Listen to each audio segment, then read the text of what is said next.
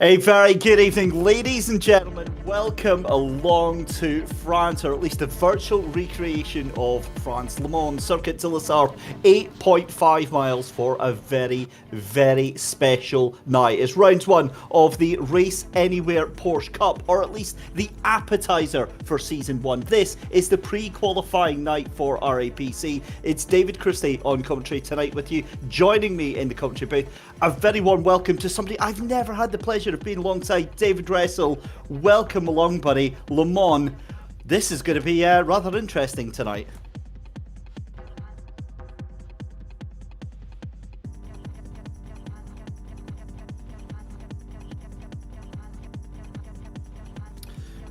So a very warm welcome to David Dressel as he gets himself into the commentary booth. I may have accidentally unplugged his microphone.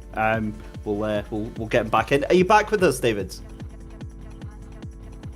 I think I've definitely accidentally unplugged his microphone there. That is not too good. Right, I will keep you entertained until we get him back in the booth here. But as we said then, it is the Race Anywhere Porsche Cup. This is the EU pre-qualifying session, and this is what we do to decide the grid. And I can hear noises in the background, so that means that we've got our very own David Dressel back in the booth. Sorry about that, fella. I promise not to unplug that again. Yeah, third time's a charm, innit? How you doing, mate? I'm really good, thank you. Really looking forward to this evening. Yeah, I've got a bit of a sweat on there trying to get that sorted.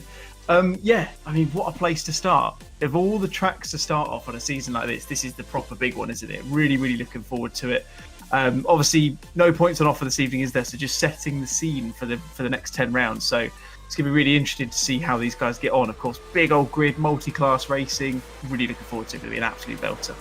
Yeah, it really, really is. Lots of different talking points on the go just now. We're in the middle of qualifying just now then. The times at the top are very, very fast indeed. In fact, eye-wateringly fast. At the top of the time screen, Francois Aldrini at the top there, 3:56.894, 4/10 of a second ahead of Johan Royer for the number 32 machine. Benjamin Blanche currently in third place with the Red Face Racing by JR number 19. And David, it really is. You mentioned it there. This is a track that is iconic with sports car racing all through Europe. This is, the creme de la creme, if you like, of European circuits, and the perfect place for us to go racing with this one make series. Oh, absolutely, yeah. And as you mentioned, the times, considering the length of this circuit, are so close as well. You look at that, you've got, about a second between the top six at the moment, and considering the amount of time you can gain and lose on a track such as this, that just tells you the quality of field that we've got across here in every single class. Of course, you've got the pro class, you see the guys with the white on the side, pro-am in the blue ones, and you've got the red in the am as well. The quality in the field is really going to show us how this is going to set out, and the competition is going to be fantastic. Really, really looking forward to it. Yeah, it's going to be absolutely fantastic. 3 minutes left to go of qualifying. So the way that this championship, the way that this is going to work then, we've got two different types of races on offer over the season. As we said, tonight is a pre-qualifying round. So this leads up to the season, which starts off at Hockenheimring on the 23rd of November, next Tuesday. But you have got endurance races and you have got sprint races. Now, the endurance races are going to be obviously much longer than the sprint races as well. And then what happens is that the endurance race is going to be a 75-minute race, and that includes 2 mandatory pit stops, as the fuel is going to be capped at 50% for all of the races. So that throws a massive spanner in the work for a lot of these experienced drivers. Starting grid of all the endurance rounds will be a reverse of the top 15 in the championship standings per class, and there'll be at least one 50% race distance classified finish. So the sprint format, however, that'll be a 20-minute race, followed after by a 45-minute race, and the starting grid of the 20-minute races will be a reverse of the top 15, and so on and so forth. The starting grid for the 45-minute will be a reverse of the top 15 from the 20-minute race. Got it? Good. Lots to get your head around, David, but a huge season ahead. Yeah, absolutely. I'm glad you went through the rule book there, David, because that would have been something. It's the only time, mate. It's the only time.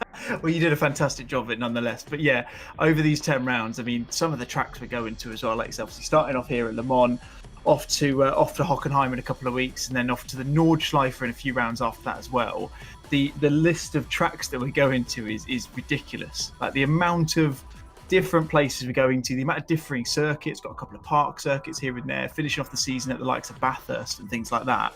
It's a proper good kind of spectrum of it, isn't it? You're going to see all sorts of different quality of racing. Like, for example, here, it's going to be a draft fest, isn't it? It's going to be slipstream down the Mulsanne Straight all day long. And I'm hearing the guys talking about it up until the race evening, talking about the practice sessions. They're gaining about a second and a half down those straights.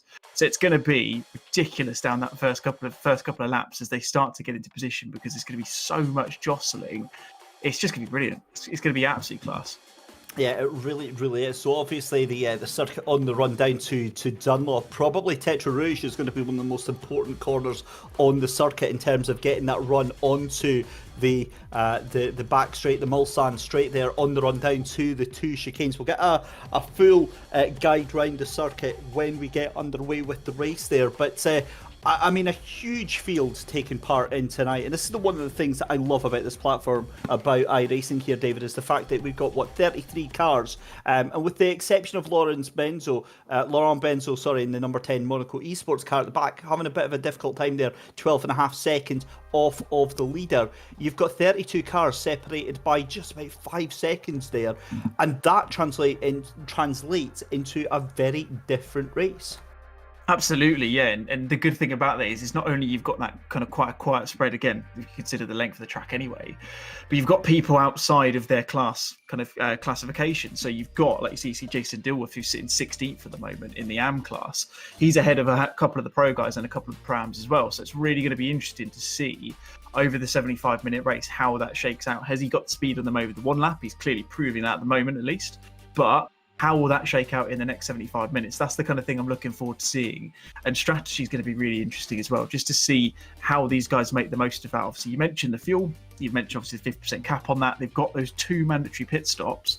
Be really interesting to see how those guys go in and attack that kind of thing as well, just to kind of see how it plays out. I don't think we're going to have a really good idea as to who's going to be winning in each class until probably the last 10-15 minutes, which is exactly what we like to see in these sorts of things. Yeah, I'm just looking at the list of drivers coming up here, and about 41 drivers that we've got going on through that as we get ready to head into a different session here.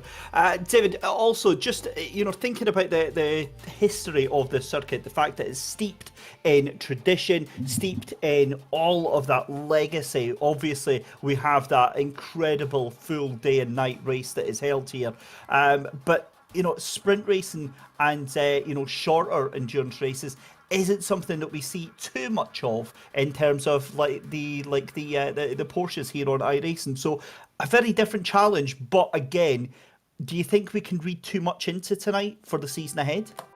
I think it'll give us a rough idea as to kind of where people are sitting. Of course, like we say, there's going to be some differences you're going to see at the Le Mans circuit that you would see at potentially some other circuits that we're going to. For example, we're not going to see the same amount of slipstreaming drafting next week at Hockenheim as we are going to see here. So it's going to have that kind of effect on things. Of course, it's an endurance race tonight and it's an endurance race next week as well.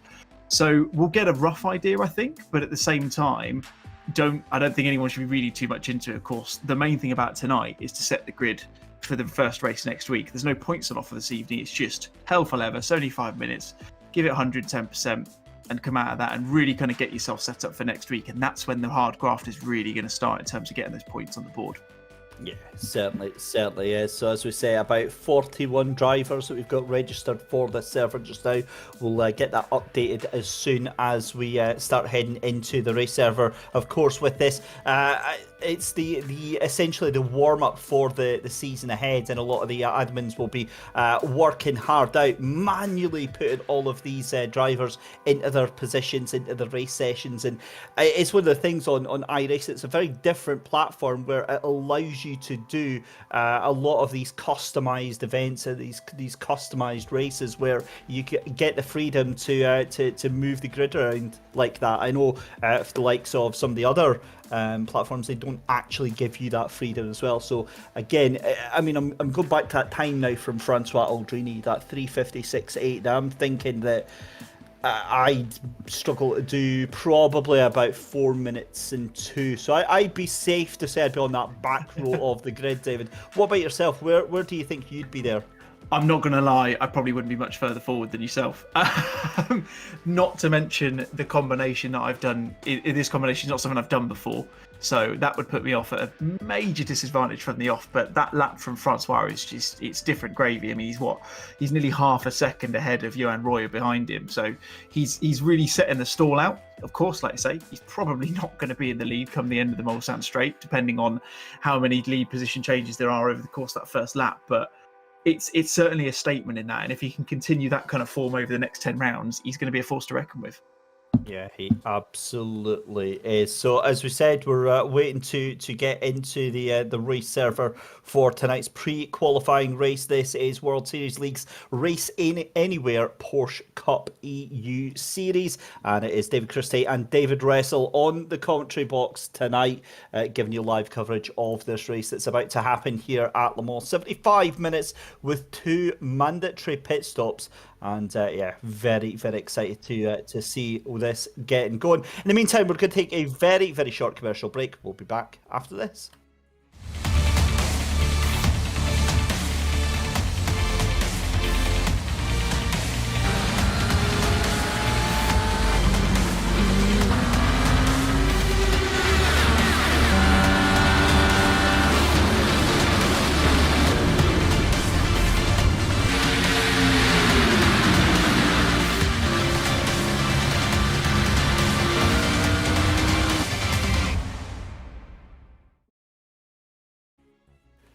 Welcome back, ladies and gentlemen. I do enjoy that old iRacing video there. Gets you in the mood to go and open your wallet and part with another subscription. Fortunately, I've got I think I've went and settled for a year's subscription, David, and you've managed to be lucky enough to escape, haven't you? I have indeed, yeah. I've not gone back into it. I did the trial. When did I do the trial? Back in January. Definitely got the bug for it, but used my head rather than anything else, and sensibly went to avoid that for the time being. I went with other platforms. Of course, other ones are available, but as we said before the broadcast started, I think it's probably the kind of thing that I will end up falling back into at some point. It just seems to be a cesspit's not the right word because it's far higher quality than that, but it's one of them, isn't it? You just can't stay away. It's crazy. Welcome to week 13 there, David. I was going to say, so you just joined up in January this year? Yeah. Ah, right, okay. So you've not experienced Black Friday yet then? No, I haven't. I've seen friend. so much reference to it, but nothing doing yet. So normally what happens is they put on a fantastic offer to get you renewing their membership. I think it's something like 25% off the normal prices as well. So yeah, we will see you back behind the wheel of a Mazda before we know it. The MX-5s at Lime Rock Park, that is the absolute quintessential rookie drive here at iRacing. But let's talk about that then. Your brief journey into to iRacing. How did that go, and what tracks and cars did you enjoy? Well, I mean, I went for the subscription. Didn't go any further than buying anything because I strictly said to myself, I was like, right, if I'm going to get the subscription, I can't do anything more than that until I know I'm definitely going to stick with it. Which was, again, a very sensible move on my part, if I'm going to be honest. What do we start off with? It was the MX-5s at, where was it? I can think of the track and I just can't remember. Summit Point.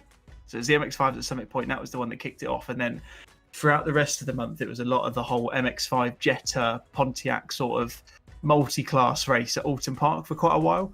Won a couple. Was quite pleased with that. Got the I rate up to about 1.8k, I think it was in the end. And it's one of them, isn't it? Like I say, you get to the end of it, and I was kind of egging myself on, going, "Oh, I'd love to do a little bit more." Because although obviously as we all know, it's scheduled, it's a bit more kind of high caliber, professional nature than the other ones are. It brings you that kind of feeling that you're actually doing something proper, if you know what I mean. Like, it's not just jump in, get punted off by someone into the first corner. There's that proper kind of competitive nature behind it, and I think that's probably what, in my opinion anyway, would drag me back into it. Yeah, for sure. And great to see that the race session is now live, so the drivers have got a couple of minutes to get themselves into the race server and get themselves ready to go. So tonight's race, it is a non-point scoring round tonight. However, the finishing positions from this race will be the starting order for that first round. So essentially, this is their main qualifying race for round one next week. So it depends, I guess, on how comfortable the drivers are feeling about Hockenheimring. But also, this car that we're in tonight, the Porsche 911 GT3 Cup car, the new 992 variant, a car that I am very unfamiliar with in terms of iRacing. Obviously, having a look at it at Assetto Corsa Competizione, its ACC rival. It's a difficult car to talk about because I don't know how much experience you've got of it, David, but from what I've seen, it is an absolute handful. I was going to say exactly the same thing. I've got pretty much exactly the same level of experience as you have in terms of ACC. It's not the easiest car in there if you compare it to all the other ones of all the electronic driver aids. Of course, they're relatively simple in comparison. So when you take off the ABS, the traction control and things like that in the cars like this, it naturally becomes a bit more of a handful, doesn't it? But from what I've seen from those who've driven it before, from those you see do it streaming, races otherwise, whatever it might be, the general consensus is it's quite a loose car, isn't it? But these guys have got open setups. I'm sure they'll have dialed as much of that as possible to try and make the car as simple to drive as they can. It's just a case now of who can get the best setup between car and track and who can get the most out of it. And potentially, like I say, based on the looseness, it could potentially avoid any major incidents throughout the next 75 minutes. We'll have to wait and see. And the Porsche Cup car, often seen as a bastion for talent, especially here in the sim racing world. You've got the multiple champion Josh Rogers from Australia, who went on from this to some huge iRacing esports adventures after winning his championship in the Porsche. A good friend of mine, Tommy Oostgaard, who I used to race with in one of the MX5 leagues, and insanely talented driver in the Porsche Cup as well. And a lot really rests on driver ability and driver talent, and it's one of those series, isn't it, where for the most part that driver ability and skill will determine who gets to the top of the field. Absolutely, yeah. I mean, you get that in Spec Series anyway, don't you? Where it really is a case of who's the best man for the car at the time. But this is probably one of those that just takes it a step up, just because of the nature of the car. It, like I say, because it's not the simplest thing in the world. We've said that enough times already. I'm sure we'll continue to say it this evening, and I'm sure we'll get a couple of examples of how difficult it can be to handle at some point throughout the race. But it is definitely one of those. If you can tame a car like this, then you're in a pretty good stead to move on to some bigger machinery as well. And not to say this isn't a big machine, of course. It's got over 500 horsepower, for crying out loud. It's not exactly a slouch in straight line, but if you can handle something like this and you can tame that cup car, you are in a pretty good place to probably drop into most other cars that are available in any sort of sim race adventure.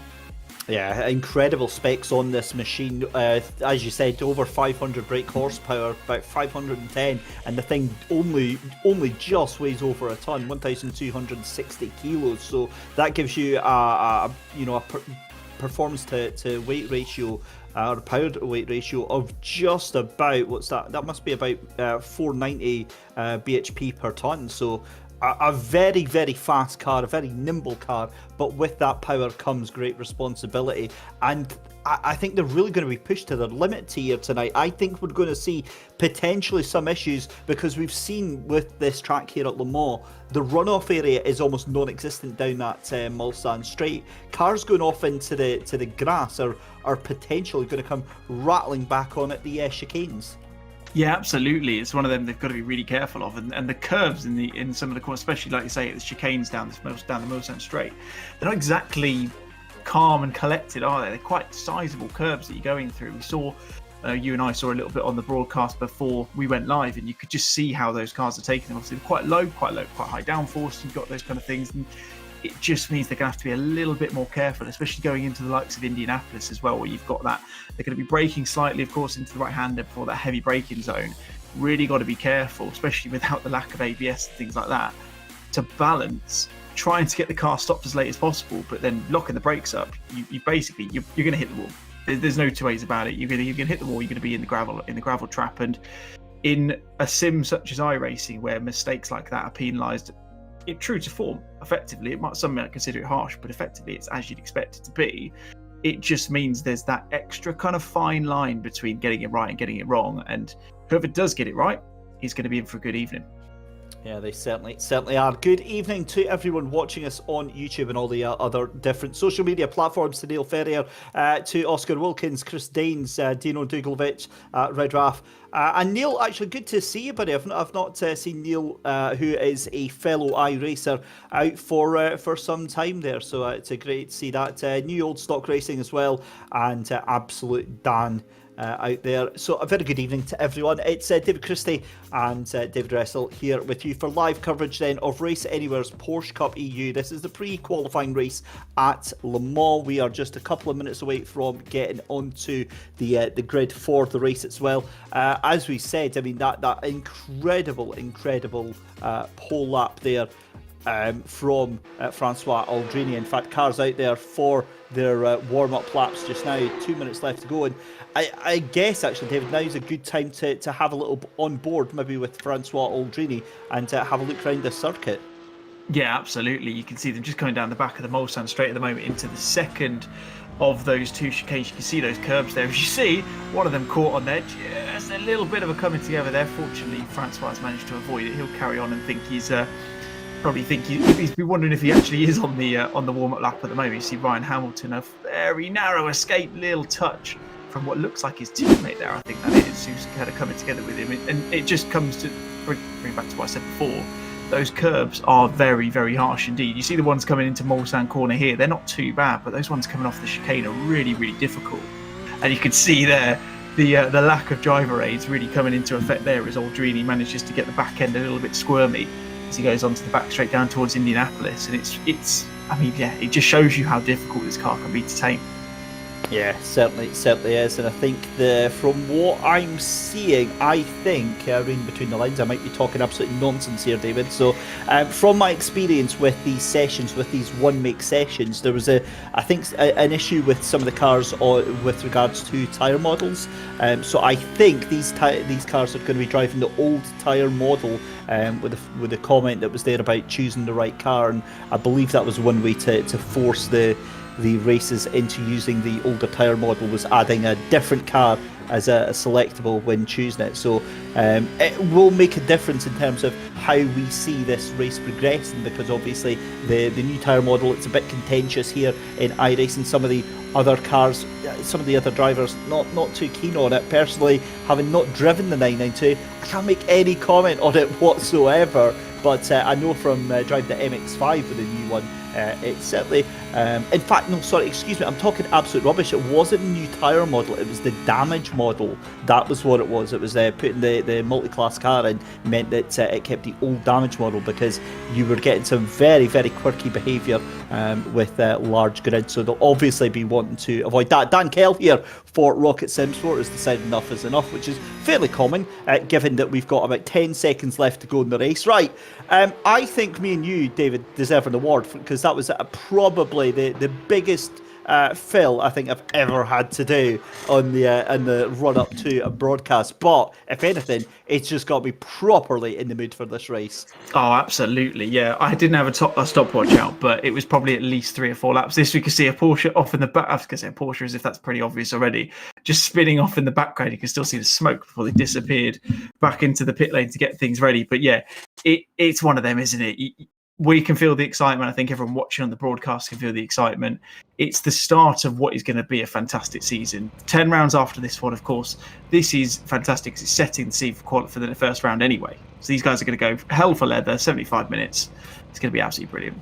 Let's get it underway then. Here is how they line up for the pre-qualifying race here at Le Mans. Francois Aldrini on pole position alongside Johan Rauer in second position. Third place is Benjamin Blanche alongside Bastien Matler. So it's an all French 1, 2, 3, 4. Sean Campbell in fifth position with Thomas Giuliani in sixth position. Nick Madsen in seventh with Renzo Lenbroek in eighth position. Ninth is Vince Peters, with Maxim Van Hove in 10th, Dan Kell for Rocket Simsport in 11th, Dennis Van Asch in 12th position. 13th position is Laurent Benzo, and then 14th alongside him on row 7, Boudewijn Kuster in 14th. 15th place for Oscar Vilkins, and Dan Handover in 16th position. We'll hear more from him later on tonight. Harry Wills in 17th. 18th position for Chris Wally. Sveinung Mathiasen in 19th, and Jonas Dreyer in 20th position. Max Vertwangler in 21st. Igor Kos in 22nd. Steve Martin in 23rd. Daniel Sedgley in 24th. We'll go a little bit further down just now, but look at that. There we go. Albin Kilberg in 25th. Jeremy Morin in 26th. Jeremy Fierro in 27th. Stuart Reynolds in 28th. Jason Dilworth in 29th. James Costa in 30th. 31st for Thomas Green. 32nd for Eric Benson. Daniel Gilding in 33rd. 34th for John Williams. 35th for Simon Underhill. Ross Dunstan in 36th position. 37th is Thomas Worm Jr. Chris Chatterton in 38th. Neil Ferrier at the back of the grid in row 20 in 39th. Dean Timms alongside him. Ryan Hamilton and Matt Heatrick bringing up the rear of the grids. Well, David, that is probably one of the biggest grids I think I've seen here. But no sooner have we seen that, but we are getting ready to go green here. We've got the pace car peeling off because we do a very, very short entry into this warm-up lap. But the safety car getting ready to peel off very, very soon. What do you think we've got in this race ahead then? I think we've got an absolute classic in store, to be honest, David. I think it's going to be really, really good. You can see the guys in different classes splitting out at the moment. So the pro class you can see on the screen now, they're the ones who are going to lead that away. They're going to go through the final couple of chicanes and get things kicking over. You can see there's about a 27-second gap back to Dan Handover, who's leading the Pro-Am class away. So you can see that on your picture-in-picture now. I'm really intrigued to see if there's going to be any sort of closing up over the first couple of laps. Of course, we're guaranteed to see a few people getting caught up in a few things. We might see a couple of people going off onto making the most of the runoff area, but it's going to be interesting to see whether any of the guys in the lower classes can actually make their way up into the upper echelons this race as well. Really looking forward to it.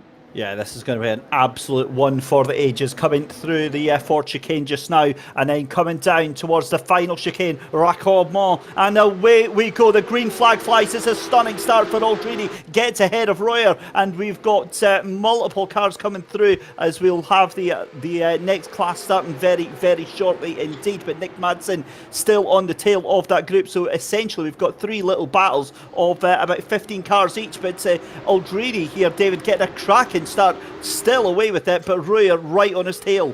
Yeah, absolutely. He got exactly the start he wanted. He was even ahead of Royer before the first couple of corners as they went up through the Dunlop curve. Already had the chance to get through to him, so that's going to be really important for this one, but he's going to have a lot of pressure down the back straight. Pro-Ams are about to get underway. Picture in picture here, you can see the green flag flies. The Pro-Ams are underway. Next up is going to be the Am class. They'll be round very, very shortly. But Thomas Guldian on the back of this group now. We've got two little groups, 5 cars in that first one. We've got another 6 in the one behind it. But Royer all in the middle of that slipstream train right now, and Aldrini is going to be very, very compromised at the end of this one if any of them decide to make a move. Surely not, though. In a 75-minute race, it's all going to be about staying calm, staying cool, calm and collected here. Amazing, amazing stuff here. And Dan Handover is slipping further away here, and here he goes then in the lead actually of that group there. So that is the 43 that we're watching there of Dan Handover. This is in the Pro-Am group, and that is a big gap that those two have got already. That is Dan Handover and Harry Wills there, David. Yeah, absolutely. They've sort of made a breakaway, haven't they? It's about a second between them back to Furtwängler just behind them. So they've started to break away. See if we can continue to do that and make a bit more of a gap as they go through. You can see the Am class coming through Tetra Rouge now onto the Mulsanne Straight. That's Justin Dilworth at the front of that train. He'll be leading things away. Only an 8-second gap between the start of the Am class and the back of the Pro-Am class, which is interesting. But Dilworth's got that nice gap ahead of him, about 1.5 seconds back to Costa. and they're going to be under pressure. So that gap is only going to increase as time goes on, I think. Yeah, great move for Thomas Grain there to try and take that 30th position away from, I believe that was Eric Benson that he did. He got that moved on successfully. Benson's going to try and have a look up into the first chicane there. It's no such luck. So the number 90 of Thomas Grain for Team Fix gets that moved on. Early position there in our pre-qualifying race here at Le Mans. And there's contact. That's one of the Red Bull cars that goes straight on. I think that was that Ash in the 11th place car that was taken off there. That was Dennis Van Ash, I believe it was. We'll get an idea on that in just a second. In fact, no, it wasn't, because that was one of the AM cars that was caught up in that one there. I was getting a little bit excited there, but Benjamin Blanche there. And this is stunning. I was not expecting this in this pro class. The fact that all of them, like, we've got a 10-car battle for the lead right now, David. Yeah, absolutely. It's not what you'd have expected, is it? Especially given the way that this track is set up. You see the battle for second in the corner. You've got Royer, Matla, Blanche and Gouldalian all together. I mean, you say the battle for second. Look at them. There's all 15 of them split by, what, 5 seconds maximum. It's absolutely ridiculous to go towards the final sector. The quality between these guys is incredible, and just as importantly, there's been absolutely no coming together between them as well. You can see there the battle for first has come up now. You can see the difference between them. There is absolutely nothing to split between these guys at the moment, and it means if it stays like this, we're going to have an absolute corker of the rest of the race round as well. Yeah, we've got a bit of contact further down, and that is the number 14 facing backwards into the barrier. That is Chris Wally, and I think that's going to have been contact possibly with the number 22 of Jeremy Morin. Morin gets going again. Ross Dunstan falling further down the order here. Let's have a look here. Was this self-inflicted then on the number 14 of Chris Wally? Goes into the corner there. The car is already loose. It starts spinning round. He gets going, tries to pull it back in, and if anything, it was somebody went off in the background there in tandem with him. But if anything, great for Chris that he stayed on the brakes there. Absolute pet peeve of mine, David. Oh god, yeah. People who don't sit on the brakes drive me insane, especially when you're right behind them, because you know what's going to happen. You almost drive to think they're going to stop, but then they just don't, and they just carry on going, and then you end up getting caught up in it. But yeah, pretty interesting. It looked like he just went a little bit too hot into Indianapolis, and like you said, David, you'd see him.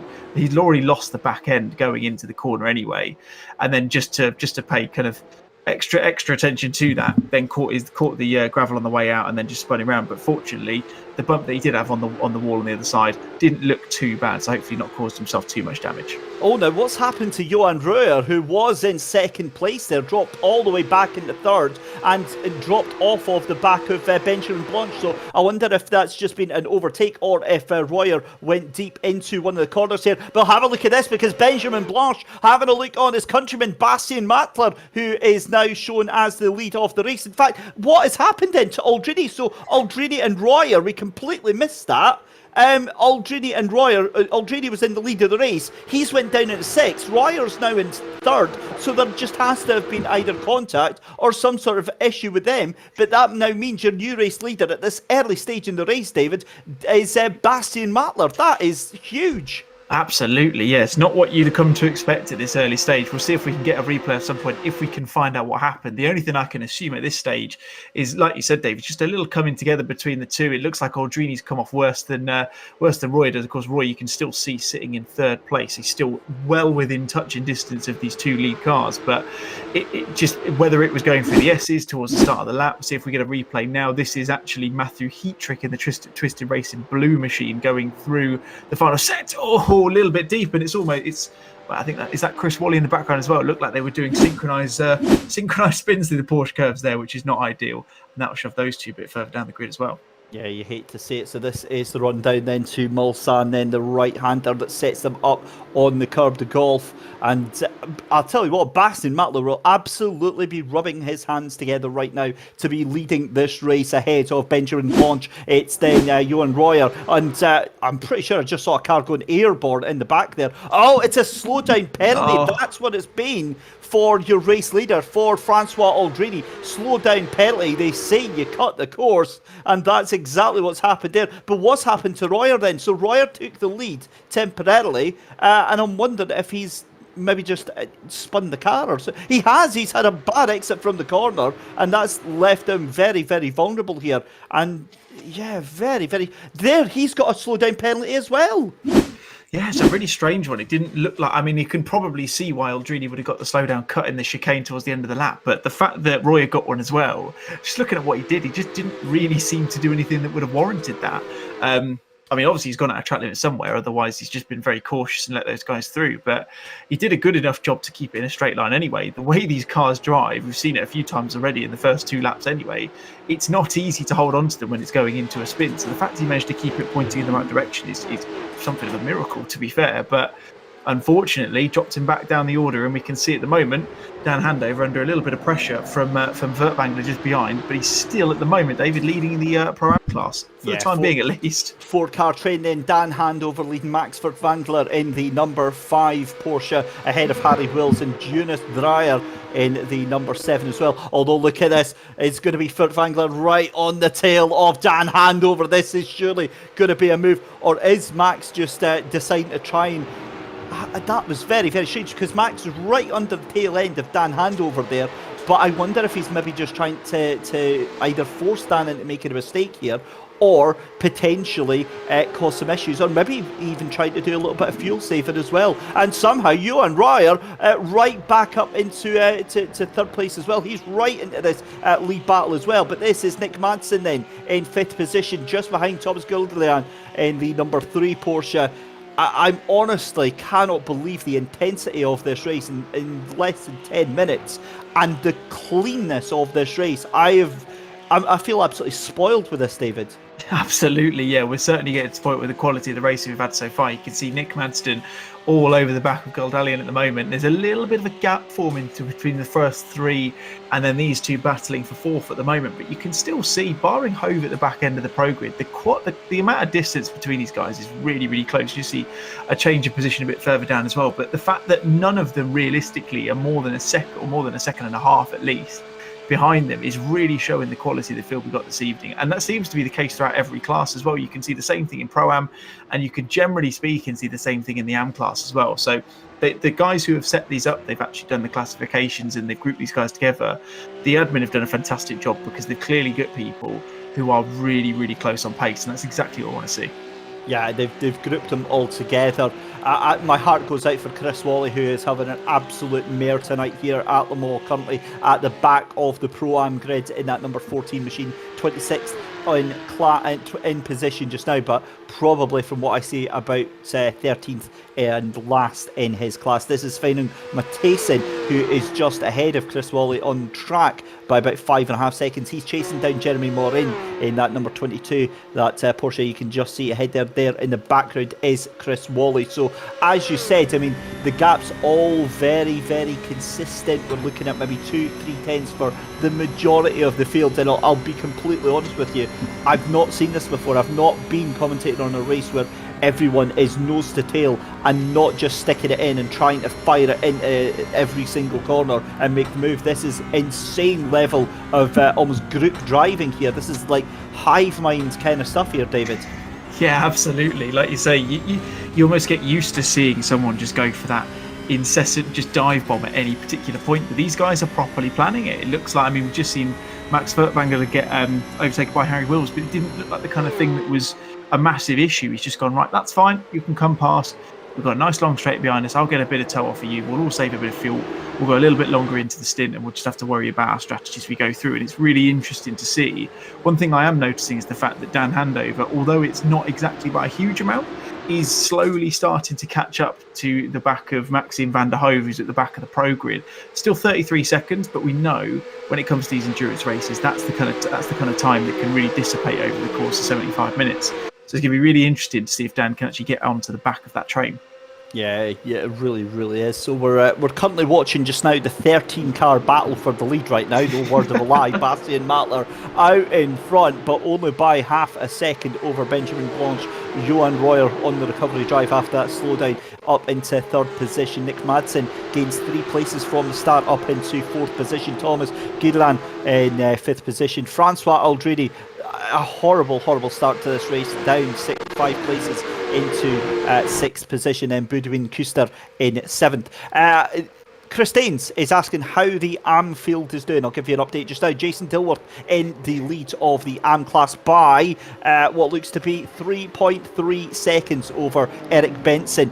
Thomas Grain now falling away quite considerably after being in the lead there, is now down into third position in class. Ryan Hamilton in fourth, James Costa in fifth position in the AM. Simon Underhill goes off track in sixth position in that class. Then Dean Timms in seventh, Thomas Vernon Jr. in eighth position in AMS, Ross Dunstan in ninth in class, Neil Ferrier 10th, John Williams, Chris Chadderston are 11th and 12th, I believe, as Ross Dunstan has a brief excursion off track there as well. Obviously, we'll do our best to sweep through all of the different classes as much as we can. We've got 75 minutes, so we can give all the classes the appropriate amount of attention here. But I mean, honestly, this is just nuts. Like I say, I've not seen this before, where sim racing drivers are genuinely treating it like it's an endurance race. I've also never seen this. I've also never seen 13 cars within 4 seconds of each other, all just happy to take the toe off of each other. This is nuts. It is absolutely incredible. One thing that surprises me is the fact that Bastien Matler's not actually let Benjamin Blanche come past him yet, because he's going to be the one who's effectively just dragging this entire train along. He's going to have his foot to the floor the entire way. These other guys are probably going to be coasting a little bit at some points because they're going to be going that much faster in the tow. So realistically, that's going to need to change at some point. Otherwise, Bastien Matler, is going to be the one who gets stuck up without a paddle, because he's going to have no chance of being able to do the same strategy as everyone else. He's going to have to start to pit a little bit earlier. So it's going to be really interesting to see how that changes. You can see on the left-hand side, you've actually got Sean Campbell, who's actually done the fastest lap so far. That shows you how useful that slipstream is, because I guarantee that's part of the reason why he is almost 0.3 of a second faster than anyone else at the moment. It's like a swarm of Porsche coming down the straight here. Incredible scenes there. There we go. Steve Allen asking to see overall lap times from the class leaders, and there you go. As if by magic, Mike Yao has delivered on that one. We'll pop them up. But remember, you can head over to the live timing link and keep an eye on all of that information. We'll also keep you up to date regularly with all of the lap times and let you know who is doing what throughout the field and keep you updated on that one. What stuns me, what really surprises me, is that no sooner is there these little gaps opening up, David, but they very, very quickly close right back down again, and then there's no gap whatsoever. Absolutely, and like we said many times, it won't be. It's not the first time. It won't be the last time either. It's that toe is just so important as you go down the back straight. In fact, going down any of the straights, going up towards the Porsche curves as they are now, coming in towards the final end of the lap, it just shows you how quickly you can gain back that time. And again, it comes back to what we were saying before. These guys are being really clever about how they're working. Although the main guys are staying at the front, you can see Dan Handover still leading the Pro-Am class at the moment with Max Furtwank just in behind. They're still using that sensibly. No one's going for any silly moves early doors. Going into Indianapolis, you can see someone normally would probably try and throw a nose at the inside. And you kind of see we go from there. Might be a spin, might be all right. You never know. But they're being very sensible. We're only 15 minutes in. We've still got an hour to go. The amount of composure and control these guys are having is actually really impressive, considering it's there to set the qualifying grid for the next round at the Hockenheimring. It's impressive in one way. It's also quite disappointing from another, in terms of being an average to terrible sim racer myself. I'm watching it with absolute jealousy, and I'm like, I wish I could just stay on the tail end of this group, but knowing realistically that I probably couldn't. This is Eric Benson in the number 51 machine, trying to hold on to that position there, and I'm just getting an idea. That's Thomas Grain in the 90 that he's got behind him, right on his tail. And the AM class really has kind of spread out now. We don't have that train that we see in the Pro-Am. We've got a 6-car train, a 7-car train at the lead of the Pro-Am class pass of Dan Handover there, but Eric Benson really trying to do what he can to catch up to number 56 of Jason Dilworth. We've got less than an hour to go then in this 75-minute race, and we've got pit stops are going to be coming into the fore very, very shortly, as we see a huge slide sideways there at the back of the Pro-Ams here. So let's actually bring that up here, because and it's a move up the top then. Johan Royer takes the second place there from Benjamin Blanche there. So a great move up at second place there to take that position from Benjamin Blanche. So yeah, very, very interesting to see that one there. But back to the action there. I did have a bit of a panic there, as I thought we'd completely lost out there. Royer gets up at the second place, and Francois Aldrini continues his recovery drive, David, into fourth place. But the point that was a way to bring up there is pit stops. How do you think they're going to affect all of this unfolding? Oh, it's so difficult to say, isn't it? I mean, one thing they've obviously got to take into account is you've obviously got this. They're using so much fuel. If they do continue to push so hard as they are doing at the moment, the other thing they've got to take into consideration, you mentioned someone losing the back end coming out of the final chicane a second ago. Tyres are going to be really important. There is no mandatory tyre stops in this series, so they don't have to change them. But with these cars, with these Porsche Cup cars, when they've got no traction control, if you're not careful, you're just going to light up the rears every single exit, and you're going to go through them like you're going to churn through butter. Look at them at the moment. This is ridiculous. This is the pro category, and the quality of drive, the speed these guys are doing at to continue as close as they are is nothing short of incredible. I mean, look at that. We've got I think I can count about 12 or 13 still. In fact, no, it's 13. You can see Van der Hoek just coming out of the Mulsanne corner there. They're still so close. And as I said before, we can see they're so close on track anyway. It's going to be really, at the moment, if no one starts to make any moves, it's going to be down to the strategy. So it's really going to be a case of who can hold on to the fuel and who can be careful on their tyres as well. Let's have a look here. Here's Thomas Verm Jr.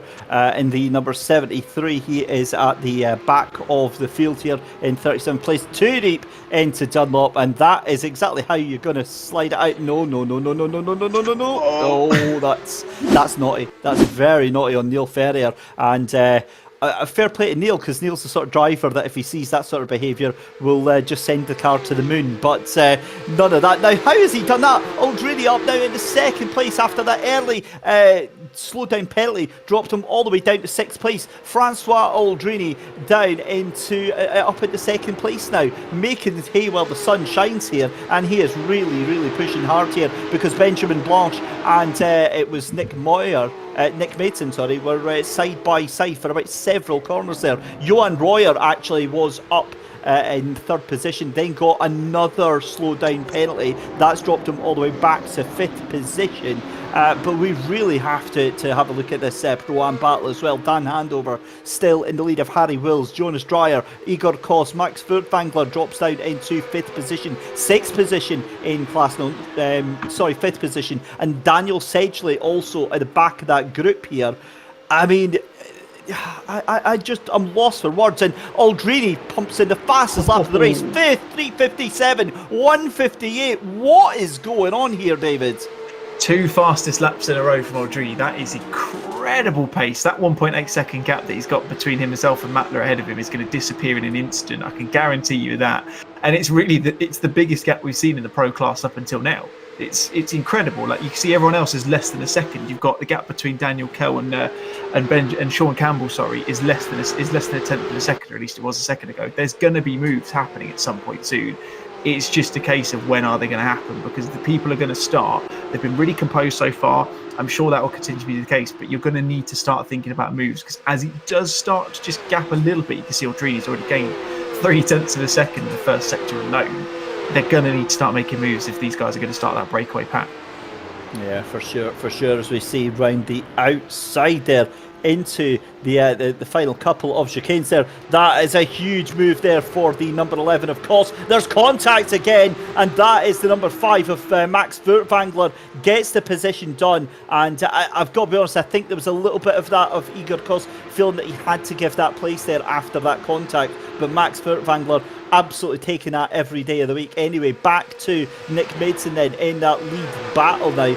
he is in between a rock and a hard place because he's got Benjamin Blanche just up in front, and he's also got Johan Royer trying to do that recovery drive just behind him right now as we go down into the second chicane here on the Mulsanne straight there. It always blows my mind to think that these chicanes, David, had to be put there because the cars were going so fast. That just beggars belief.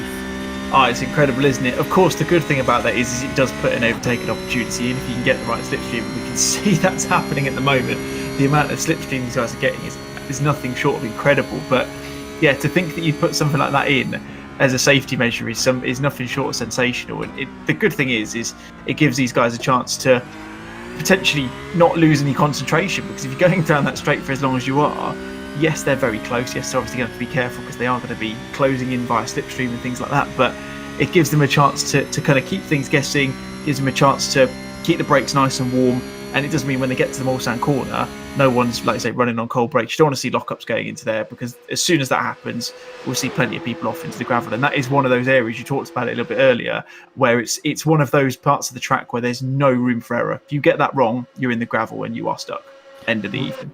Ross Dunstan and John Williams side by side down the straight here. It's the 92 of Ross Dunstan on the left. It's the 8 of John Williams going to be around the outside into the first chicane, then into the inside of that next corner. Beautiful stuff. This is AM class driving, but there's nothing amateur about this. Oh, huge move there from the number 8. Blocks off, and that is going to be Chris Chatterton getting almost forced to the grass there. And it's interesting to see Devastate Racing saying that the AM's doing 4-minute laps. That is incredible pace, and to be honest, only 2 and a bit seconds off of the pro class as well.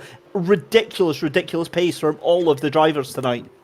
Yeah, absolutely. I mean, the quality we've got across this field, no matter what class they're in, is incredible. Like, these guys are putting it in lap after lap after lap, and you can see. Look at this. This is just unbelievable. This is the Pro-Am class. We're 25 minutes in, nearly 6 laps into this race. Considering it's an 8.5 mile lap, that's quite a long way in the grand scheme of things. And there's 6 of them within 3 seconds. It's absolutely incredible.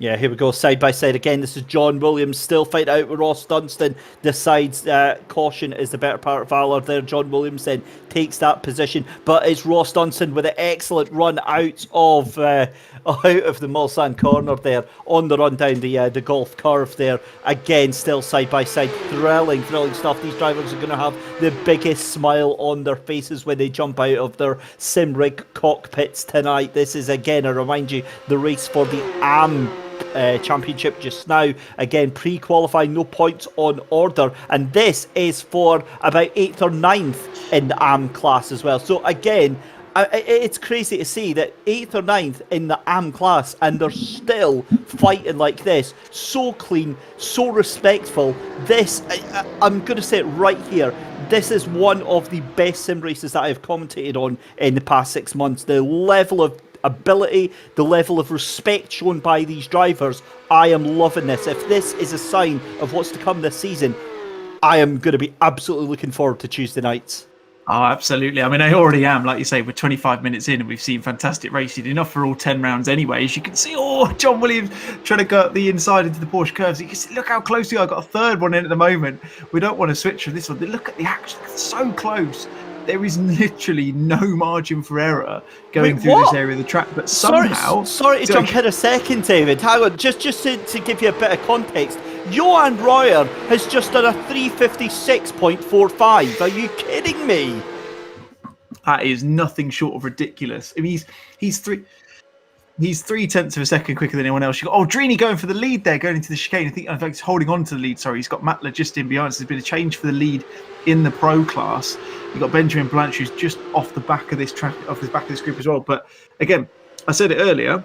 About 5 minutes ago, I was talking about the fact these guys need to make some moves. They've definitely heard us, haven't they? Because we're now starting to see all sorts of changeover in this, and it's impossible to say who's going to end the first half an hour in the lead, let alone the next 75 minutes. Unbelievable action going on here, and this is now, I think, the drivers starting to realise they need to get these positions done and dusted. This is what decides your first race of the brand new Race Anywhere Porsche Cup EU season when we head to Hockenheimring next week out. It's going to be Francois Aldrini then in the lead for Monaco Esports ahead of his teammate in second place there, Bastian Matler, Benjamin Blanche in third, Nick Madsen in fourth position, Johan Royer in fifth, Thomas Gulland in sixth position, Budwin Kuster in seventh, it's Renzo Eulenbrock in eighth position, Vince Peters in ninth, Dan Kell in 10th position, Sean Campbell in 11th, Lorne Benzo in 12th, Dennis Van Asch in 13th, and then Maxim van der Hove in 14th position. That's in the pro class. Moving over to Pro-Am, it's still Dan Handover in the lead of Harry Wills from Max Furtwängler, from Dan Sedgley and Igor Kos in this little battle right now. Steve Martin then is about 4 seconds behind that, with Eunice Dreyer behind him, Stuart Reynolds and James Fierro, with Sveinung Mathiesen and Chris Wally rounding out Pro-Am. Am class is currently Jason Dilworth out in the lead by 4.5 seconds over Eric Bilson, and then you've all Eric Benson, sorry, and then Thomas Grain, Ryan Hamilton, James Costa, Dean Timms, and oh my goodness me, that is a battle and a half we've got going on. That is the number 5 that is at the top of that. So that's Mark Furtwängler. So this is for the Pro-Am then. So Dan Handover loses that lead of the Pro-Am class that he's fought for so much of this first half hour of the race here. Is this tactical, David, or do you think that Max has just decided now is go time? Well, I think we'll see over the next couple of corners, the next probably half a lap, I'd say. You see some of the pro guys coming into the pit lane. You can see Matler, Blanche, Madsen, Goldalian, Uhlenbrook and Ash are all in the pit, so starting to see a bit of the strategy starting to come into place. So many of them come in so far. But yeah, we really need to see how these next couple of corners or next couple of sectors go for Furtwängler, because if he can start to make a breakaway, he's going to be in a really good position coming into these first round of pit stops. He absolutely is. This is again still Ross Dunstan fighting it out with the number 92, the number 8 there.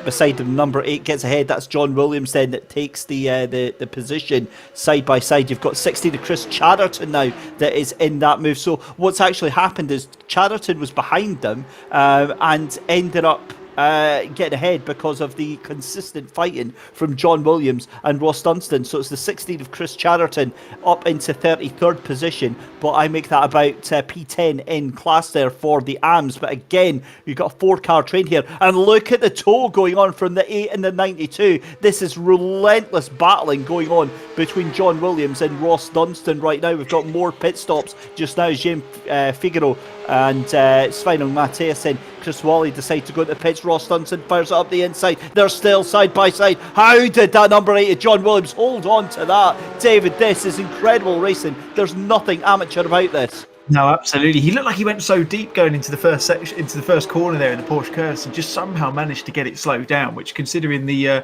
lack of electronics in this car, is a feat amongst itself, and somehow has kept Ross Dunstan behind him. God knows how he's managed that.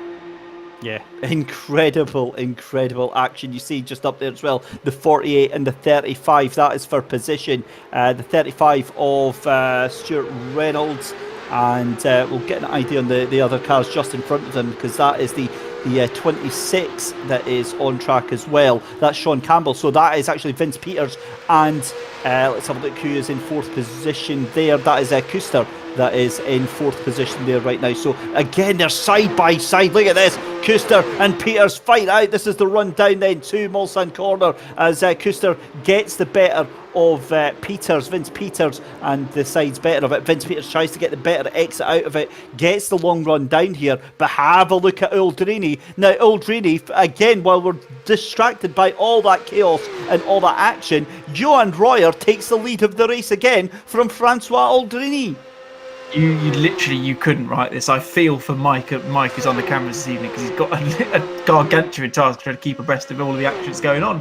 I wouldn't have expected it, considering the length of this track, the amount of chances there is for mistakes, things like that. But we seem to be having battles literally from first right down to the back of the grid. It's incredible, and it's really, really showing. And it's a testament to these guys. It's showing the amount of quality that is in this field and the competitive nature. Like I say, there's no points on offer this round. It's still a round. It's still going to set the qualifying scene for Hockenheim next week. But it just shows how important this is to these drivers, and they're really putting their stall out this evening as well. Yeah, they absolutely are. That is, I believe, Dan Handover still on the back of Harry Wills. This is the battle for Pro-Am then. Again, pit stops are well and truly underway as we cut back to Vince Peters again in that rock between a hard place right now because he's trying to catch up to the car in front of Budivin Huster, and behind him he's also got Sean Campbell as well, looking very, very racy and very, very fighty as well. Just behind him is Dan Kell and Laurent Benzo. These are the cars that haven't been into the pits as of yet. Will they come in this time of asking? We'll have a look as Vince Peters comes around towards the final chicane here, and it is surely going to be all three of them into pit lane. And wow, incredible stuff. And it's a 5-car train as they race down into pit lane here. I mean, that's not easy in itself, is it? Let's be see how close they are going into the pit lane. Like, that takes confidence in itself to not only follow each other so fast down these areas of track anyway, but to do that in the pit lane. And I mean, you saw how difficult it is to get into the pit lane here at the Le Mans circuit. It's not simple. It's very narrow, very difficult to get it right. But they followed each other so closely through that. They're just going to come out and do the same thing again, aren't they? They're just going to get the new tyres on, do whatever they need to do, put a bit of fuel in, fuel it up again, go again, and we'll just see another half an hour of the same sort of stuff again. And if we carry on with the same for the next 45 minutes, I think I'll be a happy man by the end of this evening.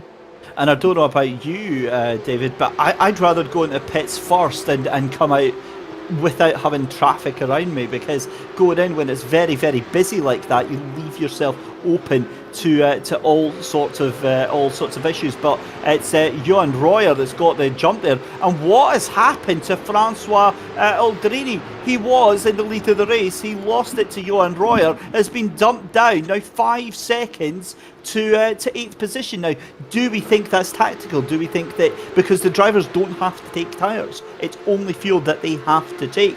Do you think that I can't say that because it doesn't make any sense, that one, because they're limited to the 50%. So I wonder why he's taking so long there. As Max Furtwängler, that was a big moment going into the gravel there, David. I was going to say, yeah, it looked like he just went, big bounce over the curve as well. Nearly caught one of the other drivers who came out of that second set of the Porsche curves. That was very, very close indeed. But yeah, it's one of those where only Francois will know, isn't it? Like you say, it could have been a case that he's taken tyres. It might be that he takes them now. He then runs the same tyres to the end of the race. He might change them again in the second pit stop. It's impossible to say at this stage, but you can only imagine it was a little bit of contact between Matler and that's Blanche behind him going into the first chicane of the Mulsanne Straight. They're so close together. A little mistake like that, if it was a mistake from Aldrini, you can see how that's affected his race. He's gone from second, battling for the lead, down to 8th position. It's really impacted him in this one. Yeah, it really has. And the clever money. In fact, there's a bump drafting going on there. I'm pretty sure I just saw a little bit of contact there from Benjamin Blanche. And to be honest, that's what the clever money is work together, don't fight each other, get up to the back of Johan Royer and Vince Peters and fight for the lead there. That's exactly what you want to do. You don't want to be fighting for the scraps of what's left. And look at how close Blanche is. There's a bit of bump drafting. The camera goes into the rear end of the car in front, and we got some teamwork going on here. Absolutely. I mean, yeah, if he wasn't bump drafting, that camera surely confirmed it. They're going nearly 3 wide into the Mulsanne corner. That is incredible stuff. Got Blanche trying to go up the inside there. He's going to try and make the move and makes Madsen work for it. He's not about managed to make the move just yet. It's Custer, sorry, that he's trying to make the move on, rather. Apologies for the mistake on that one. But they're so close, and it's now giving Madsen a chance to get in on the back of this while they're still side by side as they go up towards Indianapolis. Someone's going to have to give at some point, and it looks like Benjamin Blanche has got the move done. He's going to have the inside into that little right-hander, but he's going to be on the outside going into Indianapolis. He's managed to make the move done. That is incredible stuff from both of those two. Amazing stuff, and it just shows you as well, David, if you are out of that tow, as that was a huge moment there for Bastian Matler there coming out of Indianapolis there, gets it going again, but that could have been really bad luck there. Watching this as well, seeing that Matler and the group behind, I mean, they're still starting to fall back now. Aldrini, I wonder if something has happened to Francois Aldrini, because I mean, his last lap there was a 4:05. Granted, it was coming out of pit lane, but he just doesn't seem to have the moves there. As the KC Motorsport Porsche of Neil Ferrier loses it under his own steam into the barrier. Oh, he just avoids it and wants to hopefully get himself going there. But we've got, in fact, I think Neil Ferrier has retired from the race. Point in case, what we were talking about beforehand, David, that these cars are incredibly tricky to master, and yes, they are fast, but you need to be very respectful of them. Oh, absolutely. And speaking of that, in fairness, Francois Aldrini's managed to get, I think he was 3 seconds off the back of Goldani a minute ago. He's already gained back a second and a half. Of course, he's battling with Madsen and Matler as well. So there is that to take into account. As you see, Roy comes across line 4:34. He's obviously been into pit lane the last one. Blanche is the first of the running cars who's not pitted on the last lap, so he's put in a representative time. And you can see there, look at the time for Aldrini, 6 seconds slower than the guys ahead of him. That's where he's lost that time to. So he's got a lot of work to do. We know how quick he is because he's running extremely well at the moment, and we'll start to see how his times come out in the second stint of the race. But he's really put himself in a difficult position because he's got a lot of work to do, because we've seen, although he's very quick, these guys are not exactly lying down for the fight, are they? They are battling for every single position out there, no matter where it is. Yeah, they absolutely are. And let's, well, we've got a brief break in the action up at the pros. Let's have a look at the Pro-Ams then.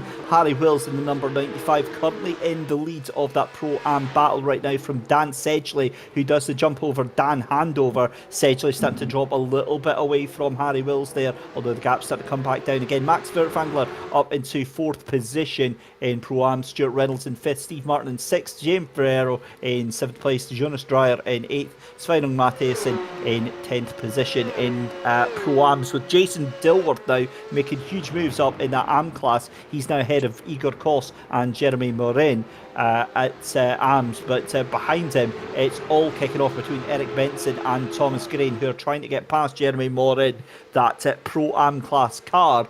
And Jason Dilworth actually doing a 3:59 for an AM class car. That is pretty special, matched only by Thomas Grain there, 3:59.17.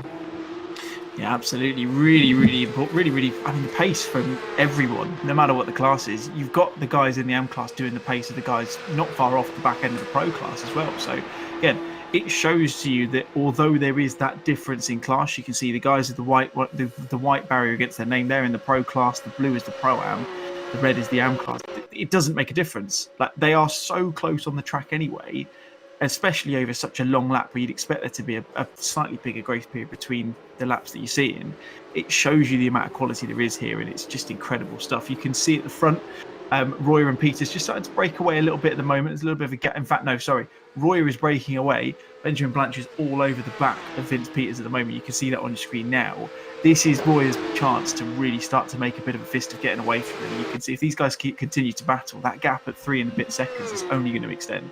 Yeah, it absolutely is, and they're side by side still down the straight. This is almost certainly going to be 3 wide there as Blanche takes that second position, and Peters really has to try and lick the wounds and try and get back onto it, because he's going to have to watch as he's got Budvin Kuster just behind him in that 4th position as well, trying to get 3rd. And the more these lot fight, the more that Nick Madsen and the crew behind him are going to jump up for that battle for 2nd place here. Meanwhile, Johan Royer, that last lap round there, saying that it was a 4:34. We'll get an update on that, because I would imagine he's back into the 3:57s. He's clearing off right now, 3.16 seconds ahead of the rest of the field. A very warm welcome if you've just joined us, ladies and gentlemen. Live coverage of the pre-qualifying race here at Le Mans for the Race Anywhere Porsche Cup, powered by Race Anywhere S3D. Go for the gap, ASR and Simply Race. It's David Christie and David Russell bringing you live coverage all the way through.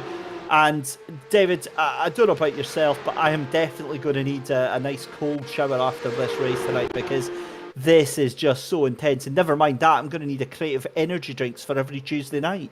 Oh, absolutely! It's insane. The amount of commitment these guys are putting in is absolutely ridiculous. And I know that you for a fact you've got to come back in a few hours for the US round of this as well. So you're going to get 2 instances of it. And if the US one is anything like the European one that we're seeing now, you're going to be absolutely exhausted and buzzing at the same time, I would expect. Well, I'm backing up Dan Handover on that broadcast on the condition that, you know, I'm going to be very muted for that, because obviously it's like 1:30 in the morning here and my downstairs neighbour and all that sort of thing. And how how am I supposed to stay cool, calm, collected, and quiet when we've had all of this going on? If US is anything like this, I think I'm going to be getting an eviction notice for next week, because it is going to be getting rowdy in here, and rightfully so. This has just been an absolute blast, and nights like this make me so glad. As somebody that loves sim racing, it makes me so proud, because this is what I look to. This is the absolute epitome of esports. This is what competitive driving should be all about. Fantastic stuff. Every single one of these drivers can absolutely leave tonight with their heads held high. The problem is as well, David, is that it sets a precedent for the next couple of rounds. They have to behave themselves for the rest of the season now. Absolutely. You can see Boudewijn Kuster going ahead of Vince Peters there, going into the first chicane of the Mulsanne Straight. But yeah, the quality we've seen so far, we're 42 minutes in. So we cut to a replay. This is Ross Dunstan in the number 92 machine from Triple R Racing going into Arnage. What does he do? But he goes a little bit too hot, looks like there, just a little bit sideways, probably a little bit too heavy on the loud pedal as well. And unfortunately, always reversing into the front of it. Oh dear. How there has not been a coming together between Ross Dunstan and that man there is unbelievable. But I mean, the quality is just insane. And like you say, if we're going to have another 10 rounds of this after this week of exactly the same quality, then we're going to be exhausted every single Tuesday, but absolutely buzzing with excitement at the same time. I can't wait for it. So obviously, with our first working together here, David, what you'll get used to is I tend to soapbox quite a lot of moments like that, and I'm gonna indulge myself. I'm gonna take a moment to absolutely call out Ross Dunstan for that, because that is utterly unacceptable. You cannot ever do that in the middle of a race. Just decide to pull out right back into the middle of the track. Not only that, but then he just almost accelerated straight into Thomas Worm Jr. And if he got hauled into a discussion with race control after that, I would not be surprised. Absolutely. And again, it's been an amazing race, but it highlights things like that even more. And it's only because of Thomas Worm's awareness that wasn't worse than it was. So yeah, really disappointed to see that from Ross, especially after that amazing fight that he had with John Williams. But given that he's dropped off from that battle, we haven't seen what's happened there, and it brings in mindset, it brings in frustration and stress levels, doesn't it? Because if you've really lost the way during the race and it was going so well, you don't take the same decisions, do you? The red mist can come down. Absolutely, I was about to say exactly the same thing. Like you say, it is one of them. I've done it myself. You don't want to do it. You don't want to feel like you're the one who's done it. But sometimes you can just get into such a position. And like you said, he's dropped down the standards quite significantly for following the battles he's had earlier in the race. It is one of them where you go, you made the mistake, right, I just need to get back going. But you just need to take a second. It is very difficult. And of course, it's extremely simple for you and I to say in this circumstance that they need to do this. But it is never that simple. And you need to just, like I say, just compose yourself, take a couple of corners, get yourself back into it and kind of go from there. But it can be very difficult, even in the sim world, to do something like that and not be able to get kind of caught up in the incident and things like that as all. There's Dan Handover on the inside of it at the moment. He's just gone into the back of, I think that's Dan Sedgley, just head there. Fortunately, no major incident there, but just a little coming together into Indianapolis, and got a little bit careful if he continues to do that. Just got to lock up on the brakes, it looked like, going into there. Do you think we jinxed it talking about the amazing driving standards, and then suddenly we're starting to see it creeping in? This is great because we've got a bone of contention. I'm going to have to slightly disagree with you about the easiness of the.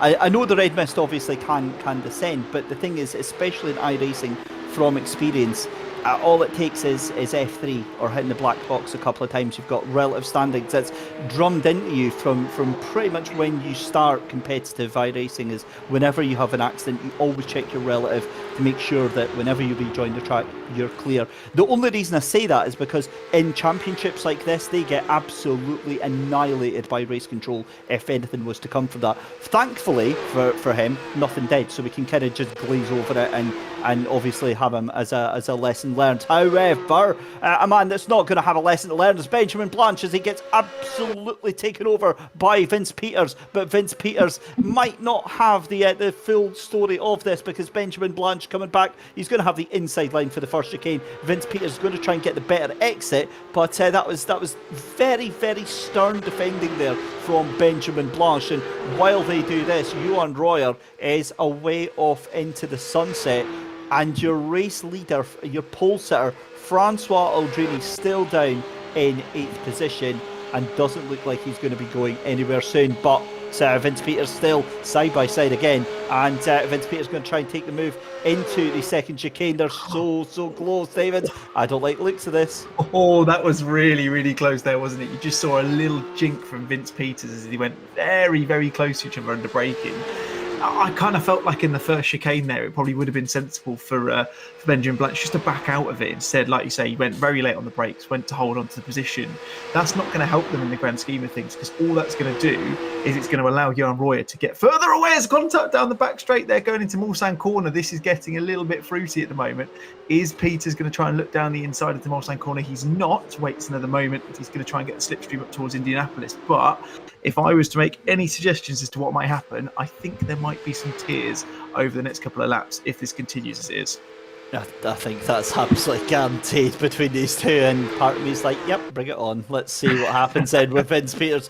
Obviously, you never want to, and we have to say that's commentators, you never want to see that, but the little 8-year-old in me is I want to watch the world burn, and that's what is on the cards right here with Vince Peters right the outside line. Oh, there it is. And into the corner, sent off, signed, sealed, delivered, sent back is Benjamin Blanche into the corner, and that was absolutely predictable. 4 corners ago, you called it, David Wrestler. You said there was going to be tears before bedtime, and I'm going to be quite honest there. That looked like Benjamin Blanche starting to try and turn in on Vince Peters. Oh, it's a difficult one. You're far more. You see, just losing it on the exit and coming out into the back little mini straight between the two as well.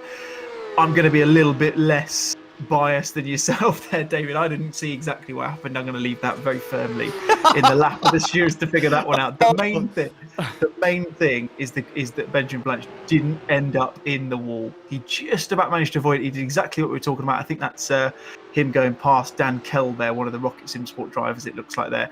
It did look like he just about missed the wall, which is the only main thing you can take out of that. I'm sure he's going to be very frustrated. He's going to take a couple of seconds just to, like I say, get himself back into the swing of things. Admittedly, I thought it would take more than best part of a straight and a corner before they came together, but that was just two guys. You could see it in that you couldn't see it in their eyes, but you can picture it, can't you? They were not going to give up going into that corner, were they? That was just stick into it. I'm going to go for it, and we'll see what happens. Yeah, and unfortunately, didn't end up very well. 100%. It was always going to be happening, and like you say, I mean, how's it taken to 48 minutes of the race? And that is the worst one we've seen, and that says everything, doesn't it? I mean, that was incredibly tame in terms of an accident, in terms of contact between the two of them, and that is the worst thing that we've seen on this race. That is. I've honestly never been in a race like this where it's been so clean. And look, at the end of the day, as you said, he's going to be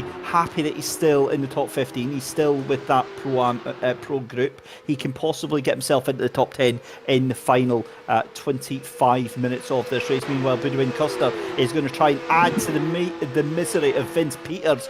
It's not just one car that he's got now. He's got 7 cars behind him that are all lining up to have a pot shot, and Custer takes second place there. Peters is going to drop in behind. Aldrini gets the move back up into 6th position. He's now within contention of getting back on a podium. What on earth is going on with this race? I just can't even call it. But Mark's Furtwängler now in the lead of the Pro-Ams. Goodness knows how that's happened, but the number 5 car up into the lead of that Pro-Am class ahead of Dan Sedgley. Still Dan Handover in 3rd position. Harry Wills drops down to 4th. James Ferriero in 5th position, and then Stuart Reynolds in 6th for that. And then in Am class as well, Eric Benson is now in the lead of that from Thomas Green.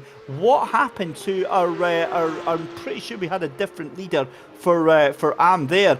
Jeremy Morin into to pit lane, but it's Eric Benson then in the lead of the Am class just now. In fact, it was Eric Benson. It was just that Jeremy Morin for Pro-Am was in between those two cars there. So it looks like a race leader, Johan Royer, 6 seconds to the good up ahead here. This is Ryan Hamilton on the run down towards Dunlop. Again, going very, very wide there, hits the curb, and predictably the car is unsettled and spins right round, at which point you're just a passenger there, David. Yeah, absolutely. You just saw him bounce over that inside curb. You can just see on some of the angles, there's those little sausage curbs on the inside of both of those corners in the Dunlop hairpin. You catch them, you see it offset the car. He's got someone in front of him. The natural reaction is to try and get your foot into it and just try and keep up with him. But you saw what happened, and he's obviously then had that unfortunate so gone into the wall. You can see now that it's the Pro-Am class that we're seeing at the moment. I think that's Dreyer at the front end of this, who is trying to hold off. In fact, no, it's not. Sorry, that is Furtwängler, and it is Dan Sedgley ahead of the pack at the moment. He's now in the lead of the Pro-Am class. Got Dan Handover, and then that is Harry Wills in behind as well. I'm going to call it now, David. I don't know. I don't think we're going to know who's going to be winning this race until probably the last couple of corners in any of these classes, because they are so close. I don't even think Johan Royer has got it settled at the moment, because anything can happen. Yeah, certainly can, and that's not a bad shout, actually, to be fair. Just watching the battle for the pros as well. We're watching the Pro-Ams right now. A cracking fight. We've got Dan Sedgley in the 28 ahead of Max Furtwängler. We'll go to a replay. This is how this is actually earlier on. This is from the 11 of Igor Kos and the Pro-Ams trying to make a move, and contact with the 56 of Jason Dilworth. So that is Jason Dilworth down in the Am class, and that is how he was dumped out from the lead of the Am. So he is not going to be too happy about that one. No, he's not going to be a happy bunny in the seat of that 992 Porsche, is he? Not ideal. It just looked like.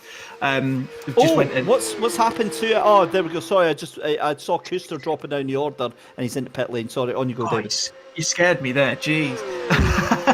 It's always scary when you see them sorts of things changing, isn't it? But just going back to it, it just looked like he just went too deep into Arnage, and I'd say Jason Dilworth, unfortunately, just a passenger. Nothing really he could do, which is unfortunate. It's not what you want to see.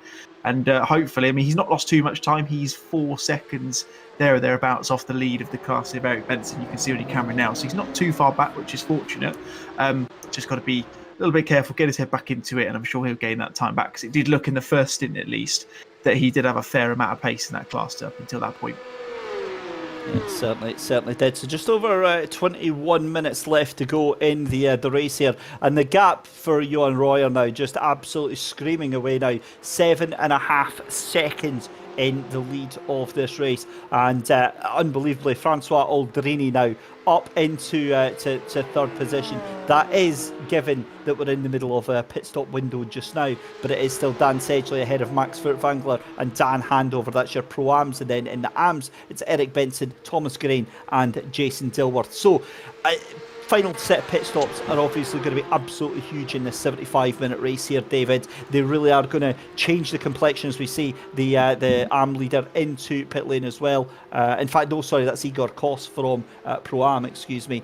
How much of a difference do you think we're going to see to this race after the pit stops?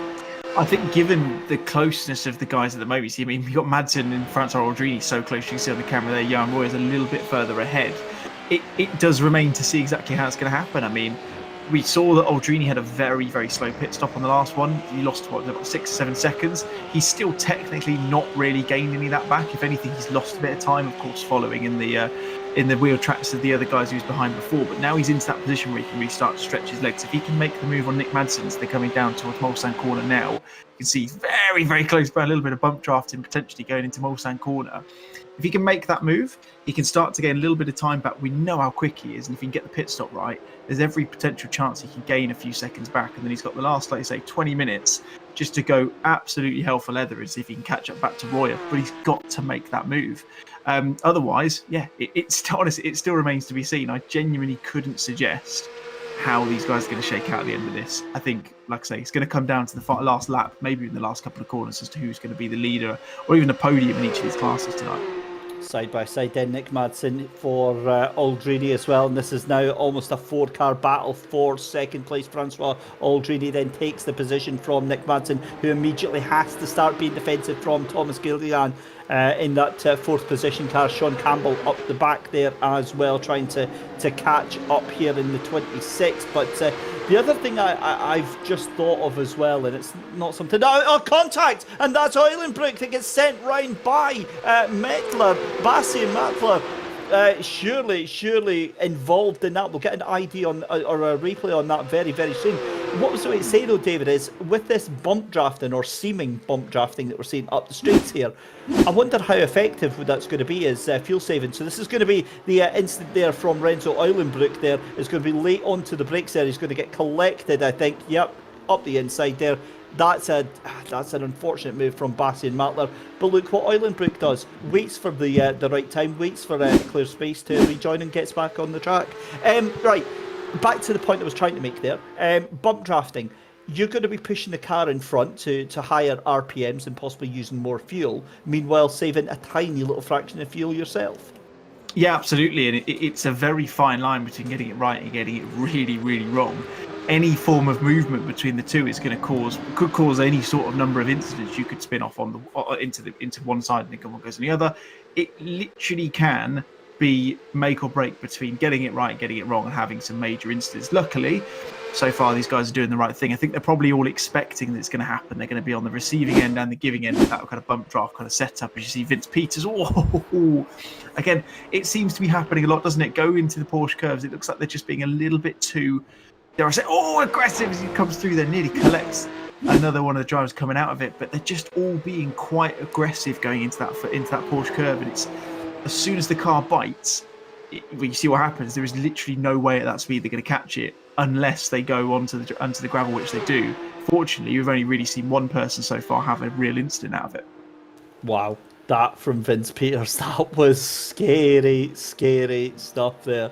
Thankfully, it gets it going again. I wonder, actually, has he had an incident there? I think the number 11, number 45 has come a cropper again, because he's now 2 seconds off of the back of Budivin Kuster there. We'll keep an eye on that, but that's almost certainly thrown him way down the order as more pit stops coming in. So we've got now just over 15 minutes left to go in this pre-qualifying race here at Le Mans for the Race Anywhere Porsche Cup EU, powered by Race Anywhere S3D. Go for the Gap ASR and Simply Race as well. It's David Christie and David Dressel bringing you all of the final closing coverage of this race, and what a race we have been treated to. Now, again, Aldrini has had a terrible pit stop, unless Gillian has still to pit here. I'm trying to see where our nearest drivers are to this, but Aldrini back out in the race in the front here. Yeah, it's so confusing when they're still to all go through pit stops and stuff like this, because I think we're going to be about a lap away before we actually get a proper ID on how this race is going to go down. But Gillian looking to try and take the lead from Francois Aldrini into this final section of the race, and just behind is Sean Campbell. Sean definitely has to take his final pit stop here, but Aldrini really has been almost in the class of one tonight. Yeah, absolutely. His pace has been absolutely relentless. He had the issue of the pit stop, lost a bit of time, but I think if he hadn't have had that, and if he gets a bit of clear air, which he has got now, if he can extend that stint, then he's got a chance of making some real time. That was his last lap time. You can see that 3:57.017. That's going to be impacted by the fact he was battling with Nick Madsden on the last lap. Of course, Madsen came into the pits on the last tour, so he's going to be out of the way. We'll be able to see, hopefully, if Aldrini goes around for another lap, what that lap time's going to be. But he's not really getting a gap against these guys. They're really sticking close to him. The important thing is we look at it, we've got, 20 seconds there or thereabouts between Aldrini and Royer. I don't think that's enough for a pit stop. I don't think he's going to have any chance of getting out there. There's probably going to be around about 10 seconds gap between them once Aldrini does finally come in for that final stop. Yeah, that's very true, actually. I was getting completely confused. I've just noticed that Aldrini still, like Gildian and Sean Campbell and Laurent Benzo, Dennis Van Asch and Daniel Kell still all have to do their pit stops. So Johan Royer, that gap has come down though slightly, and it is actually coming down even more, 7.1 seconds between Royer and Madsen in first and second place. So Nick Madsen really has made some hay while the sun shines here at Le Mans. Meanwhile, we've got a battle for these cars here that are still to go down into the pits here. This is the number 5, sorry, excuse me, of Max Furtwängler. So this is the Pro-Am battle, and again, all of these cars here have to pit, and you've got to get the impression that all of the cars are going to pit at exactly the same time. Yeah, absolutely, and I certainly hope they do, because if we get another 15 minutes of this once they've come in for their final stop, I'm certainly not going to complain. Somehow, Furtwängler's come out of that with the lead. I think it was Dan Sedgley who was ahead just a second ago. Dan Handover, though, he was leading for the first 25, 30 minutes of this race. Although he's been overtaken, he's not been dropped at all. I mean, look at this. You've got the top 4 of class in the Pro-Am separated by a second. You can see them all in the same camera shot pretty much wherever the camera pans around the track. So it is incredible the distance between them. You can see as they go through the final sector of the lap, I would imagine they'll probably come in at least on this lap or one more. You see Aldrini's gone round for one more lap, so he will be able to put in one more, you'd assume, before he does eventually go into the pits. But it just shows you we're an hour and a minute into this race. We've got 40 minutes left. The gaps between them are still so small. It's incredible.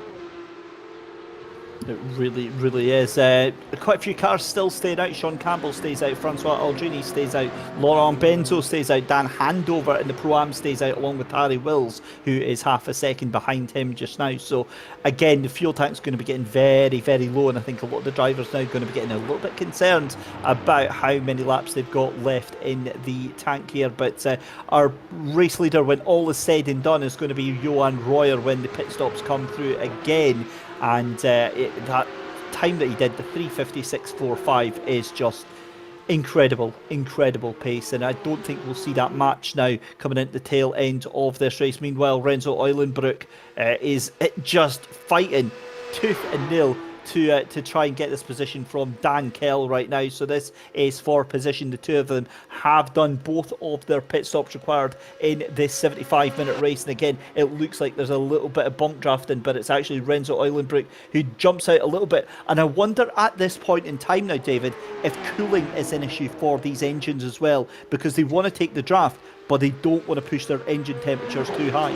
Yeah, absolutely. I mean, you saw Eulenbroek there, like you said, just kind of getting out of the draft a little bit, not looking to make the move. Because in theory, the move into the first chicane is probably the worst time down the Mulsanne straight you can make it, because you've got 2 chances for the man you're battling with to get the slipstream back off of yourself. But yeah, you can see now, even now, he's not going into that draft as much as he would normally do. Whether he's then waiting and doing a bit of a strategic play, maybe he starts to go into the draft again after the second chicane, I don't know. But it could be something to consider, because, I mean, we've seen it. We've said it a number of times, and we'll say it once more. These guys have been nose to tail for the last hour and 3 minutes. So there is going to be that bone of contention to have to kind of think about at this point. Yeah, for sure. I still say, and again, I need to make this clear. This isn't a case of me just like being super nice. I'm being absolutely sincere when I say this is one of the most incredible battles, most incredible races that I've had the privilege of doing commentary over the past 6 months here. And if this is genuinely what this season is going to be about, my God, I am beyond excited. I'm actually going to be emotionally invested in this season, so bring it on. Really looking forward to it. However, we have got this pre-qualifying race to get finished tonight. We've got 10 minutes about just to go. And still, we've got the top 3 haven't done their final pit stop. What are they going to do about this? As we see down that back straight there, still almost nose to tail. You can see there, this is Dan Handover in the 43 leading Harry Wills here. And the two of them almost certainly will be into the pits. Sean Campbell into the pits, Francois Aldrini into the pits, Laurent Benzo 9 seconds behind. I would imagine he's into the pits. They have to be this time round. Surely the fuel tank cannot give out any more right now. Absolutely, it makes you wonder. Obviously, Dan Handovers, he led the most of the first stint. He's been behind the likes of Sedgley and Furtwängler before. Has he managed to extend that stint by that one lap, just by the sense of he's been able to just coast down the back straight at that point? It remains to be seen, but it certainly seems to be doing the job at the moment. Aldrini, Campbell, and Benson, like I said, they're in the pits. Campbell was actually ahead of Aldrini going to the pit lane, so they've been a bit of a changeover. That might just be to do with the fact that they are different boxes up down the pit lane. Royer now inherits the lead back ahead of Campbell, so it's just a case now of where do these guys come out as Handover and Wills go on for another lap. I don't know how they're managing this. What? I really don't. How? This is ridiculous. Have they installed the super secret petrol mods that's in this? And I thought that was going to be a move there from Harry Wills. Get a little bit impatient here, and this is a little bit unusual because Harry Wills, in the space of one lap now, the mannerism of that car has changed massively. Excuse me, that's Renzo Eulenbroek actually that's on the back of Dan Kell. So these two have actually, so Dan Handover and Harry Wills have pitted. Right. I was panicking there because I was looking at that, and I did exactly the same thing as you, David. I was looking at the liveries, and they've got the identical liveries on the cars right now. But this is actually the 89 Rocket Sim Sport machine of Dan Kell, who is currently leading Renzo Eulenbroek, and Renzo looking very, very fighty. But the point still remains the fact that Renzo is looking very, very aggressive. I'm going to throw a curveball your way, David. You remember when you said that you didn't even think that Johan Royer was safe in that lead? Do you want to tell me why his lead is coming down very, very rapidly? It was about 8 seconds. It's now just about 6. Yeah, absolutely. And it really shows the quality that these guys have got. I mean, Sean Campbell was, about 8 or 9 seconds behind to begin with. So it's real testament to the pace he's got as we go to a replay. Eric Benson going into Indianapolis. He looked like he'd lost that before he even went into the corner. And a big old thump into the wall. That's probably going to be him, I would imagine, out. Yeah, you see he's jumped back into the pit lane. So retirement for Eric there, you can see, which is unfortunate because he was doing a fantastic job at the top end of that AM class. But yeah, like you say, the gap. I mean, Aldrini's not really gained a huge amount of time. In fact, he's lost a couple of seconds. He's lost 4 seconds to Sean Campbell in that pit stop phase. So hopefully we'll get a chance to speak to him towards the end of this one. But I don't know what's happened with him. He seems to have lost a lot of time in that pit stop phase.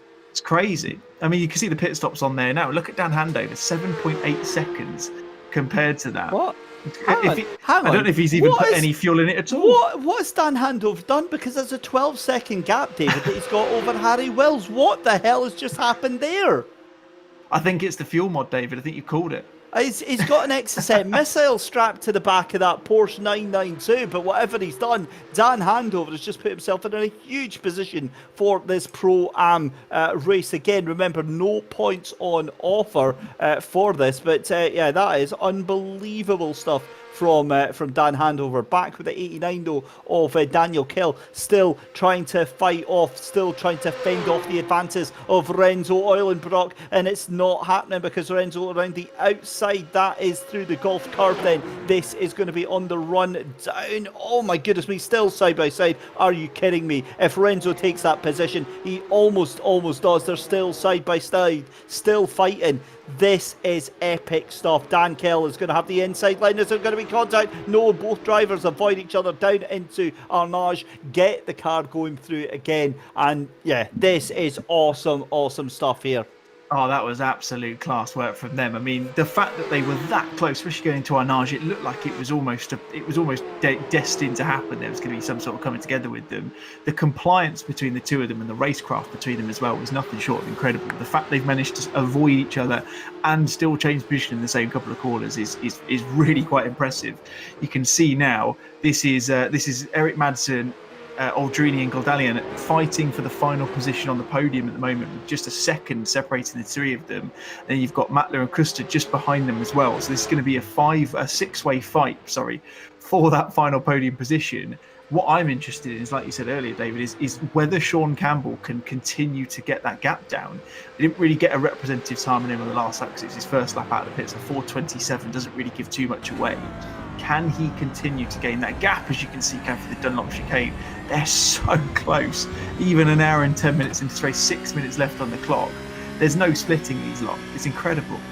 Absolutely incredible stuff that we've got on the cards here tonight for our pre-qualifying race here at the Race Anywhere Porsche Cup EU, powered by Race Anywhere. And it's just been a joy to watch the sun starting to set here at the virtual recreation of the Circuit de la Sarthe here. Nick Madsen on the rear end. That is going to be Aldrini, Francois Aldrini side by side. Then this is run down to the second chicane, I believe, or is it the first chicane? But they're anyway side by side, and that is going to be the position it's on for first chicane. So that was Tetra Rouge that they were coming out of there. Aldrini goes into the inside, takes that position like candy from a baby from Nick Madsen, but Nick is going to be absolutely in the position right now. Takes the slipstream, and look at Francois, he is all over the road trying to break that toe. And have a look at Thomas Gilderland behind as well. This is a 5-car battle for the lead, and this is either going to be one of two ways. It's going to be an epic finish, or it's going to be the most horrific of sim racing crashes. We're about 2 minutes from finding out. They're still side by side, Madsen and Aldrini side by side down into the second corner. Aldrini tries to take the inside line, he gets it, but Madsen gets the better run. Madsen with a huge power slide out of the second chicane there on the curb there, and Aldrini actually gets the advantage there, but has to think better of it. And meanwhile, look at Gilderland side by side with Benjamin Matter as well. This is crazy stuff. Contact coming down the straight there. You saw that was going to happen. This is down into the right-hander here. It's going to be Aldrini still trying to keep it up on the inside. There is contact and into the wall. Absolutely unsighted for Gilderland there. You saw that one happen. I think that was actually Benjamin Matler that got into the back of him there. When you get a car presented to you with no warning whatsoever, there's very little that you can do there, David. Yeah, absolutely. It was really unfortunate for Nick Madsen there. Just got caught up in that. You see, really battling really closely with Orsini over that. Aldrini, sorry, in that final couple of corners. You see, he gets a little bit on the power, caught up with, like I said, I think that was Matler who just caught him there. And unfortunately, literally nothing he could do. And I mean, you saw the front end of that Porsche going up the back straight towards Indianapolis. You can see it's not a pretty sight. And I can only imagine he's going to continue to fall down the standings. He's down into 9th. He was battling for 3rd a second ago. It's not been a good couple of corners for the Danish man there, which is really unfortunate because he's done a fantastic race and was really coming into his own towards the back end of it and really putting Aldrini under a lot of pressure.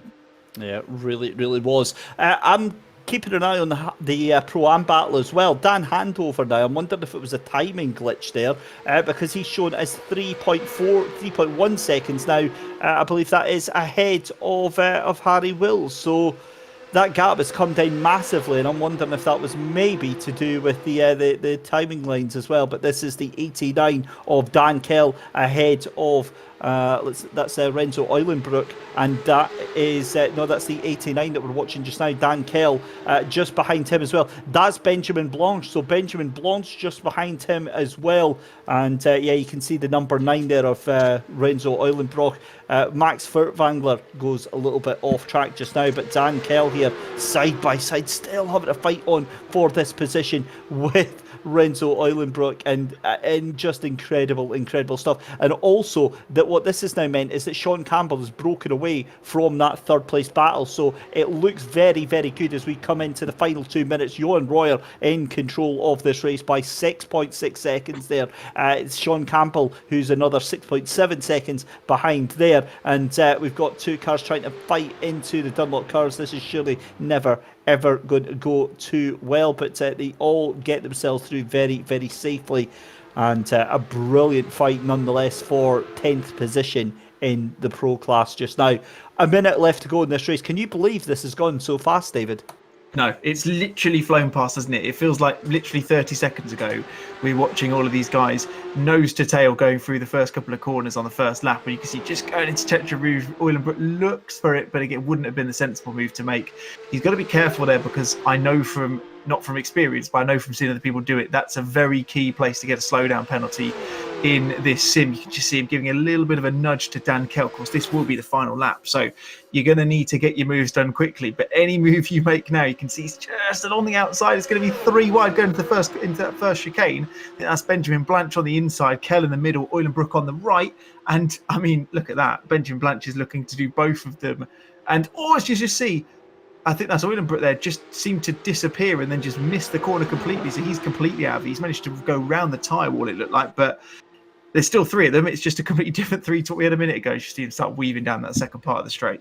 Yeah, that's almost certainly dropped him out of contention there. And I'm not sure, is this going to be the last lap? I think this might be the white flag that they get this time by, with the fact that the time has expired. The 1 hour and 15. We'll keep an eye on Royer as he comes round. But this is back to Dan Handover as we see Jason Dilworth in the AM class. So Jason in the lead of the AM class considerably, by what looks like about 4.7 seconds ahead of Thomas Grain there. So a great little battle for them. But you see the sun starting to set here. Thomas Gillian in the 4th position car there, trying to hold on to Aldrini, as well as fight off Boudewijn Kuster and Bastian Matler, who somehow has caught back up to this group. Because look at Kuster, he's going to try and move to the outside. He gets shown to the grass, moves to the inside, and this is ultra defensive driving here. This is starting to get a little bit naughty around the outside from Kuster. But yeah, David, this is starting to get fisticuffs now. Oh, elbows out from Gudalian there. That's is that Benzo that's went off? It is. That's the number 10 of Laurent Benzo that went off in the barrier there, David. Goodness me, it's all happening at the moment. You can see, I think this is going to be the replay. Yeah, it just goes again. It's not the first time we've seen it. Goes really deep into Indianapolis and just can't keep that car in control. Meanwhile, Gudalian, yeah, like you say, very aggressive defensive work going into Arnage, of just kind of put the elbows out, but Kuster's going to go up the inside of the Porsche curve. He's going to try and hold on to it. He has done. This gives Aldrini the chance to make a bit of a gap of these guys, which I'm sure he'd be very much looking forward to. In your picture, that is Johan Royer coming through the final couple of corners to see if he's going to be finished off this race now. But he's got one more lap to go.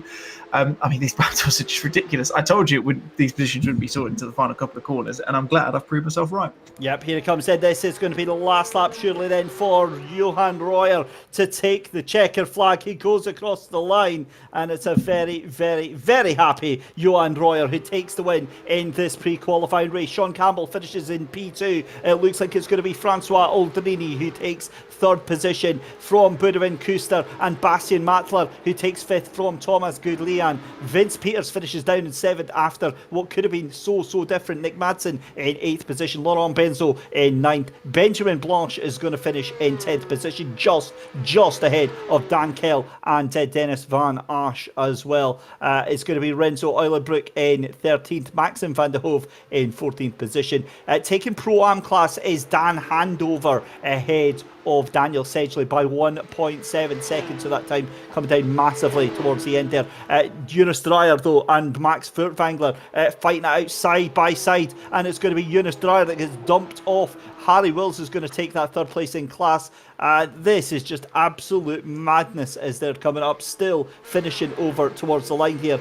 There you see Daniel Sedgley, who is just ahead of Harry Wills there. But Jonas Dreyer, I wonder if Jonas has hit a wall or something like that, because he's dropping way down the order there. And Jonas Dreyer, it looked like it was going to be a 3rd place finish for him, and he is going all the way down as well. So as we said there, Dan Handover taking that position. This is a replay then into the wall. Hard hit for Jonas Dreyer, takes another car with him. That is going to be James Fierro in that car, and that is a destroyed car on the last lap of the race, and you've got to feel absolutely gutted for him there, David. Oh, I mean, you've gone an hour and 15 minutes or 75 minutes and then some to get through all of that, to find out that, or to not find out, but to have that happen towards the end. I've seen the cars going through that back end of the track so many times in this race so far, and that wall is so close. There is no margin for error, and unfortunately there's been a coming together, and like I say, it is the worst possible time. It looks like they've just about managed to get back in, so at least they've been able to be classified in the race, but I mean, if anything's going to happen, that's not the time you want it to happen, is it? It absolutely isn't, but my goodness me, what a race we have had. I'm just taking little screenshots of all of the results here, and Jason Dilworth takes the AM win over Thomas Grain there, with James Costa taking third place in that class. But I'm genuinely, like, I cannot say this enough. That was ridiculous. That was so good race.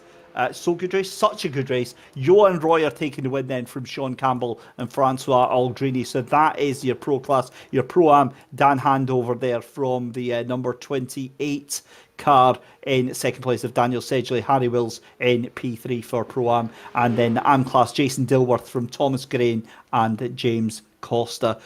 I don't even know where to begin with all this, to be honest. I mean, let's unpick that start. A very, very tiny start. It was like Noah's Ark, cars following each other around, almost 2 by 2 by 2. But towards the end, just started to get a little bit fighty there. Yeah, it was one of them, wasn't it? Like you say, the quality we had across the entire race was brilliant anyway. Unfortunately, just a few incidents here and there that got caught up. You can see the start now as they started to go through.